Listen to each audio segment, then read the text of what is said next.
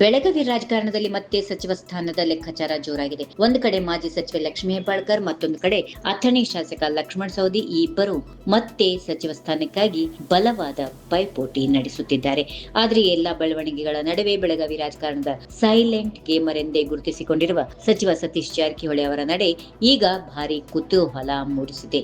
ಸವದಿಗೆ ಸಚಿವ ಸ್ಥಾನ ಸಿಗುತ್ತಾ ಅಥವಾ ಹೆಬ್ಬಾಳ್ಕರ್ ಮತ್ತೆ ಸಂಪುಟಕ್ಕೆ ಎಂಟ್ರಿ ಕೊಡ್ತಾರಾ ಅಥವಾ ಸತೀಶ್ ಜಾರಕಿಹೊಳಿ ಅವರ ಬೆಂಬಲಿಗರಿಗೆ ಸಚಿವ ಸ್ಥಾನ ಸಿಗುತ್ತಾ? ಬೆಳಗಾವಿ ಜಿಲ್ಲೆಯಲ್ಲಿ ನಡೆಯುತ್ತಿರುವ ಈ ಮೌನ ರಾಜಕೀಯದ ಸಂಪೂರ್ಣ ಮಾಹಿತಿ ಈ ವಿಡಿಯೋದಲ್ಲಿದೆ. ವಿಡಿಯೋವನ್ನ ಕೊನೆಯವರೆಗೂ ನೋಡಿ. ಡಿಕೆ ಶಿವಕುಮಾರ್ ಸರ್ಕಾರದ ಮೊದಲ ಪಟ್ಟಿಯಲ್ಲಿ ಬೆಳಗಾವಿ ಜಿಲ್ಲೆಗೆ ಕೇವಲ ಒಂದು ಸಚಿವ ಸ್ಥಾನ ಸಿಕ್ಕಿತ್ತು. ಅದು ಸತೀಶ್ ಜಾರಕಿಹೊಳಿ ಅವರಿಗೆ. 5ನೇ ಬಾರಿ ಸಚಿವರಾದ ಅವರು ಪಿಡಬ್ಲ್ಯೂಡಿ ಖಾತೆ ಹೊಂದಿದ್ರು. ಇದರಿಂದ ಬೆಳಗಾವಿಯಲ್ಲಿ ಅವರು ಪ್ರಮುಖ ಪವರ್ ಸೆಂಟರ್ ಆಗಿ ಹೊರಹೊಮ್ಮಿದ್ದಾರೆ.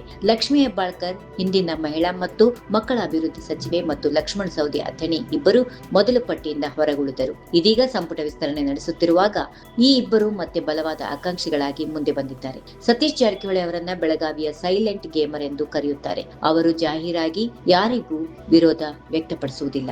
ನನಗೆ ಯಾರು ಫೇವರೇಟ್ ಅಲ್ಲ, ಹೈಕಮಾಂಡ್ ಯಾರನ್ನ ಆಯ್ಕೆ ಮಾಡುತ್ತದೆಯೋ ಅವರೊಂದಿಗೆ ಕೆಲಸ ಮಾಡುತ್ತೇನೆ ಎಂದು ಹೇಳುತ್ತಾರೆ. ಆದರೆ ಹಿನ್ನೆಲೆಯಲ್ಲಿ ಬೆಳಗಾವಿ ಜಿಲ್ಲೆಯಲ್ಲಿ ತಮ್ಮ ಪ್ರಭಾವವನ್ನು ಕಾಪಾಡಿಕೊಳ್ಳಲು ಮೌನವಾಗಿ ಕೆಲಸ ಮಾಡುತ್ತಿದ್ದಾರೆ ಎಂಬ ಮಾತುಗಳು ಇವೆ. ಹಿಂದಿನ ಸಂದರ್ಭಗಳಲ್ಲೂ 2023ರಲ್ಲಿ ಸವದಿ ಹೆಬ್ಬಾಳ್ಕರ್ ನಡುವೆ ಅವರು ಜಿಲ್ಲಾ ರಾಜಕಾರಣದಲ್ಲಿ ಮೇಲುಗೈ ಸಾಧಿಸಿದ್ರು. ಈ ಬಾರಿಯೂ ಸವದಿ ಮತ್ತು ಹೆಬ್ಬಾಳ್ಕರ್ ಇಬ್ಬರನ್ನು ನಿಯಂತ್ರಿಸಿ ತಮ್ಮ ನಂಬಿಕಸ್ಥರಿಗೆ ಸ್ಥಾನ ಸಿಗುವಂತೆ ನೋಡಿಕೊಳ್ಳುತ್ತಿದ್ದಾರೆ ಎನ್ನುವ ಚರ್ಚೆ ನಡೀತಾ ಇದೆ. ಸವದಿ ಹೆಬ್ಬಾಳ್ಕರ್ ಲೆಕ್ಕಾಚಾರ ನೋಡಿದ್ರೆ ಮೊದಲು ಲಕ್ಷ್ಮಣ್ ಸವದಿ ಅವರ ರಾಜಕೀಯ ಲೆಕ್ಕಾಚಾರವನ್ನ ಈಗ ನೋಡೋಣ. ಬಿಜೆಪಿ ತೊರೆದು ಕಾಂಗ್ರೆಸ್ ಸೇರಿದ್ದ ಲಕ್ಷ್ಮಣ್ ಸವದಿ ಅವರು 2023 ಚುನಾವಣೆಯಲ್ಲಿ ಗೆಲುವು ಸಾಧಿಸಿದ್ದಾರೆ. ಅವರು ಲಿಂಗಾಯತ, ವಿಶೇಷವಾಗಿ ಪಂಚಮಸಾಲಿ ಸಮುದಾಯದ ಪ್ರಾತಿನಿಧ್ಯವನ್ನ ಮುಂದಿಟ್ಟುಕೊಂಡು ಸಚಿವ ಸ್ಥಾನಕ್ಕಾಗಿ ಒತ್ತಡ ಹೆಚ್ಚಿಸುತ್ತಿದ್ದಾರೆ. ಬೆಳಗಾವಿ ವಿಭಾಗಕ್ಕೆ ಹೆಚ್ಚಿನ ಸಚಿವ ಸ್ಥಾನ ನೀಡಬೇಕು ಎಂಬ ಬೇಡಿಕೆಯು ಅವರ ಪರವಾಗಿ ಕೇಳಿಬರ್ತಾ ಇದೆ. ಸವದಿ ಅವರಿಗೆ ಸಚಿವ ಸ್ಥಾನ ನೀಡಬೇಕು ಎಂದು ಅವರ ಬೆಂಬಲಿಗರು ಪ್ರತಿಭಟನೆ ನಡೆಸುತ್ತಿರುವುದು ರಾಜಕೀಯ ಗಮನ ಸೆಳೆದಿದೆ. ಹೀಗಾಗಿ ಈ ಬಾರಿ ಸಂಪುಟ ವಿಸ್ತರಣೆಯಲ್ಲಿ ಲಕ್ಷ್ಮಣ್ ಸವದಿ ಅವರಿಗೆ ಅವಕಾಶ ಸಿಗುತ್ತದೆಯೇ ಎನ್ನುವ ಪ್ರಶ್ನೆ ಈಗ ಜೋರಾಗಿದೆ. ಇನ್ನು ಲಕ್ಷ್ಮೀ ಹೆಬ್ಬಾಳ್ಕರ್ ಅವರ ವಿಷಯಕ್ಕೆ ಬಂದ್ರೆ ಅವರು ಹಿಂದಿನ ಸಂಪುಟದಲ್ಲಿ ಮಹಿಳಾ ಮತ್ತು ಮಕ್ಕಳ ಅಭಿವೃದ್ಧಿ ಇಲಾಖೆಯ ಸಚಿವರಾಗಿದ್ದರು. ಅವರು ಸಂಪುಟದಲ್ಲಿದ್ದ ಪ್ರಮುಖ ಮಹಿಳಾ ವಿಭಾಗಗಳಲ್ಲಿ ಒಬ್ಬರಾಗಿದ್ದರು. ಕಾಂಗ್ರೆಸ್ ನಾಯಕತ್ವದೊಂದಿಗೆ, ವಿಶೇಷವಾಗಿ ಡಿಕೆ ಶಿವಕುಮಾರ್ ಅವರೊಂದಿಗೆ ಲಕ್ಷ್ಮೀ ಹೆಬ್ಬಾಳ್ಕರ್ ಅವರಿಗೆ ನಿಕಟ ರಾಜಕೀಯ ಸಂಬಂಧ ಇದೆ ಎಂಬ ಮಾತುಗಳು ಕೇಳಿಬರುತ್ತಿವೆ. ಇದರ ಜೊತೆಗೆ ಸಂಪುಟದಲ್ಲಿ ಮಹಿಳಾ ಪ್ರಾತಿನಿಧ್ಯ ಹೆಚ್ಚಿಸಬೇಕು ಎನ್ನುವ ಚರ್ಚೆ ನಡೆಯುತ್ತಿದೆ. ಹೀಗಾಗಿ ಲಕ್ಷ್ಮೀ ಹೆಬ್ಬಾಳ್ಕರ್ ಅವರು ಮತ್ತೆ ಸಚಿವ ಸಂಪುಟಕ್ಕೆ ಸೇರುವ ಸಾಧ್ಯತೆ ಇದೆ ಎಂದು ರಾಜಕೀಯ ವಲಯದಲ್ಲಿ ಅಂದಾಜಿಸಲಾಗುತ್ತಿದೆ. ಆದರೆ ಅಂತಿಮ ನಿರ್ಧಾರ ಹೈಕಮಾಂಡ್ ಕೈಯಲ್ಲಿರುವುದರಿಂದ ಅವರ ಹೆಸರು ಅಂತಿಮ ಪಟ್ಟಿಯಲ್ಲಿ ಇರಲಿದೆಯೇ ಎನ್ನುವುದು ಇನ್ನೂ ಸ್ಪಷ್ಟವಾಗಿಲ್ಲ. ಬೆಳಗಾವಿ ಜಿಲ್ಲೆಯಲ್ಲಿ ಕಾಂಗ್ರೆಸ್ ಪಕ್ಷದ 11 ಶಾಸಕರಿದ್ದಾರೆ. ಇಷ್ಟು ದೊಡ್ಡ ಜಿಲ್ಲೆಗೆ ಕೇವಲ ಒಂದೇ ಸಚಿವ ಸ್ಥಾನ ನೀಡಿರುವ ಬಗ್ಗೆ ಈಗಾಗಲೇ ಚರ್ಚೆ ನಡೆದಿದೆ. ಸ್ವತಃ ಸತೀಶ್ ಜಾರಕಿಹೊಳಿ ಅವರು ಬೆಳಗಾವಿ ಜಿಲ್ಲೆಗೆ ಕನಿಷ್ಠ ಇನ್ನೊಂದು ಸಚಿವ ಸ್ಥಾನ ಸಿಗಬೇಕು ಎನ್ನುವ ಅಭಿಪ್ರಾಯ ವ್ಯಕ್ತಪಡಿಸಿದ್ದಾರೆ.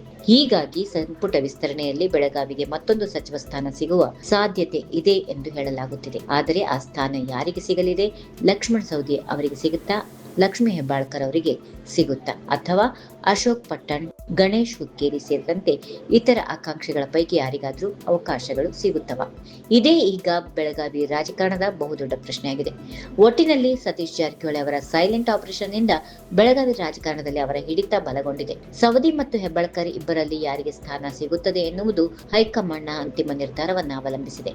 ಜಿಲ್ಲೆಗೆ ಹೆಚ್ಚು ಪ್ರಾತಿನಿಧ್ಯ ಸಿಗುವ ಸಾಧ್ಯತೆ ಇದೆ. ಆದರೆ ಯಾರು ಪಡೆಯುತ್ತಾರೆ ಎಂಬುದು ಇನ್ನೂ ಗುಪ್ತವಾಗಿದೆ. ಸ್ನೇಹಿತರೆ, ಈಗ ಸಂಪುಟ ವಿಸ್ತರಣೆ ಯಾವಾಗ ಆಗುತ್ತದೆ, ಯಾರಿಗೆ ಸ್ಥಾನ ಸಿಗುತ್ತದೆ ಎಂಬುದು ಇನ್ನೂ ಸ್ಪಷ್ಟವಾಗಿಲ್ಲ. ಆದರೆ ಬೆಳಗಾವಿ ಜಿಲ್ಲೆಗೆ ಹೆಚ್ಚು ಪ್ರಾತಿನಿಧ್ಯ ಸಿಗುವ ಸಾಧ್ಯತೆ ಇದೆ. ನೀವು ಯಾರನ್ನ ಬೆಂಬಲಿಸುತ್ತೀರಿ, ಸವದಿಯನ್ನ ಅಥವಾ ಹೆಬ್ಬಾಳ್ಕರ್ ಅವರನ್ನ? ಕಾಮೆಂಟ್ ನಲ್ಲಿ ಬರೆಯಿರಿ. ವಿಡಿಯೋಗೆ ಇಷ್ಟವಾದ್ರೆ ಲೈಕ್ ಮಾಡಿ, ಚಾನೆಲ್ ಅನ್ನ ಸಬ್ಸ್ಕ್ರೈಬ್ ಮಾಡಿಕೊಳ್ಳಿ, ಬೆಲ್ ಐಕಾನ್ ಒತ್ತಿ. ಮುಂದಿನ ವಿಡಿಯೋದಲ್ಲಿ ಮತ್ತಷ್ಟು ಅಪ್ಡೇಟ್ಗಳೊಂದಿಗೆ ಭೇಟಿಯಾಗೋಣ. ನಮಸ್ಕಾರ. If you like this video, ಬೇಗ ಲೈಕ್ ಮಾಡಿ, ಕಾಮೆಂಟ್ ಮಾಡಿ, ಶೇರ್ ಮಾಡಿ ಹಾಗೂ ಯೋಯೋ ಟಿವಿ ಕನ್ನಡವನ್ನು ಸಬ್ಸ್ಕ್ರೈಬ್ ಮಾಡಿ.